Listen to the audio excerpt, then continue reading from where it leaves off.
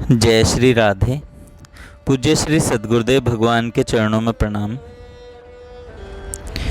आजकल भगवान के नाम जप पर बहुत जोर दिया जाता है। आप सब लोग भी भगवान नाम के जप और कीर्तन में ही लगे हुए हैं, किंतु आप यह बतलाइए कि नाम जप क्यों करना चाहिए, इससे क्या लाभ है। लोग कहते हैं भगवान का नाम लेने से पाप कटते हैं, परंतु इसमें युक्ति क्या है?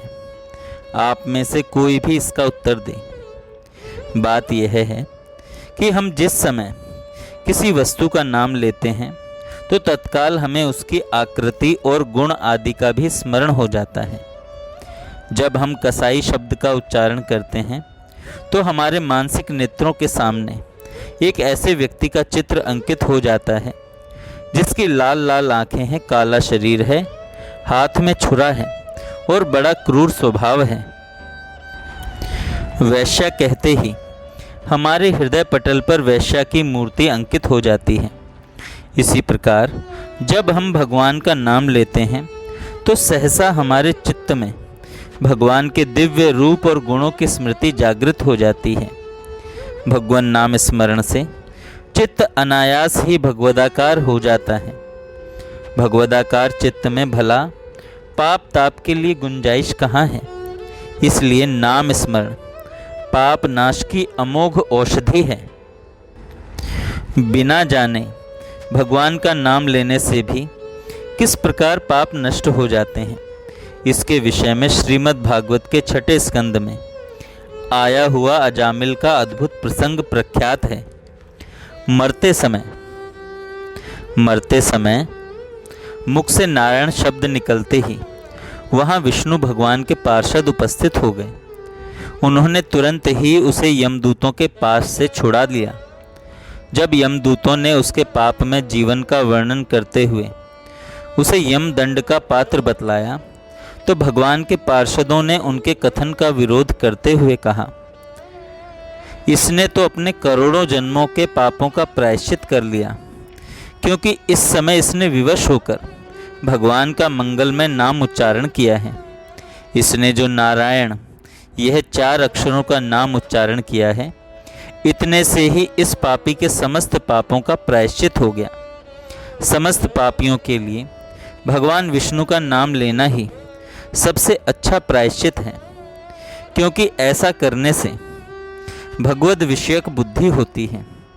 यमदूतों के इस प्रकार समझाने पर यमराज के सेवक यमलोक को चले गए और वहाँ से ये सब बातें धर्मराज को सुनाकर उन्होंने उनसे पूछा, महाराज, इस लोक में धर्म अधर्म का शासन करने वाले कितने अधिकारी हैं और हमें किसकी आज्ञा में रहना चाहिए?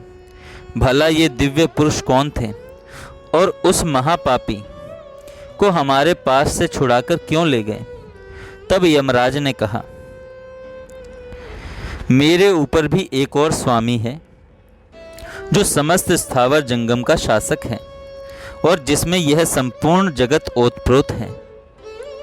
उन सर्व तंत्र स्वतंत्र श्री हरि के दूत जो उन्हीं के समान रूप और गुण वाले हैं, लोक में विचरते रहते हैं और श्री हरि के भक्तों को उनके शत्रु और मृत्यु आदि सब प्रकार की आपत्तियों से बचाते रहते हैं।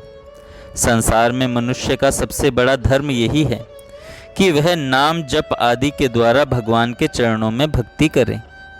देखो, यह भगवान नाम उच्चारण का ही महात्म्य है कि अजामिल जैसा पापी भी मृत्यु के पास से मुक्त हो गया। महाभारत अनुशासन पर्व के विष्णु सहस्त्रनाम प्रसंग में भीष्म पितामह ने भगवान के सहस्त्र नामों के पाठ को ही सर्वश्रेष्ठ बतलाकर यह कहा है, भगवान ही सबसे अधिक पूजनीय देव हैं और भगवान नाम स्मरण ही सबसे बड़ा धर्म और तप है। भगवान नाम की महिमा ऐसी ही विचित्र है, इसके उच्चारण मात्र से ग्रह नक्षत्र एवं दिक्शूल आदि के दोष निवृत्त हो जाते हैं। मुझको मेरी माताजी ने यह आशीर्वादात्मक वरदान दिया था कि तू यात्रा आरंभ करने से पूर्व नारायण इस नाम का उच्चारण कर लिया कर, फिर कोई विघ्न नहीं होगा। माताजी के इस आशीर्वाद से मुझे इसका प्रत्यक्ष अनुभव है। मैं जिस समय नारायण इस प्रकार उच्चारण करके यात्रा आरंभ करता हूँ तो सारे विघ्न दूर खड़े हो जाते हैं। यही बात श्रीमद् भागवत के नारायण कवच नामक प्रसिद्ध स्तोत्र में भी बतलाई गई है। यह स्तोत्र भी भागवत के 6ठे स्कंद में ही है। वहाँ कहा गया है, ग्रह नक्षत्र मनुष्य सरीसर्प हिंसक जीव अथवा पापों से हमें जो भय प्राप्त हो सकते हैं तथा हमारे श्रेय मार्ग के जो प्रतिबंध हैं वे इस भगवान नाम रूपी कवच का कीर्तन करने से क्षीण हो जाएं।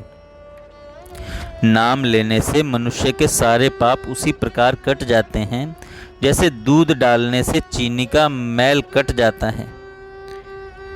नाम का प्रभाव हमारे चित्त को सर्वथा व्याप्त कर लेता है। जिस प्रकार जल में तेल की बूंद डालने पर भी वह सारे जल के ऊपर फैलकर उसे ढक लेती है, उसी प्रकार अर्थ अनुसंधान पूर्वक किया हुआ थोड़ा सा भी नाम जप मनुष्य के सारे पापों को नष्ट कर देता है।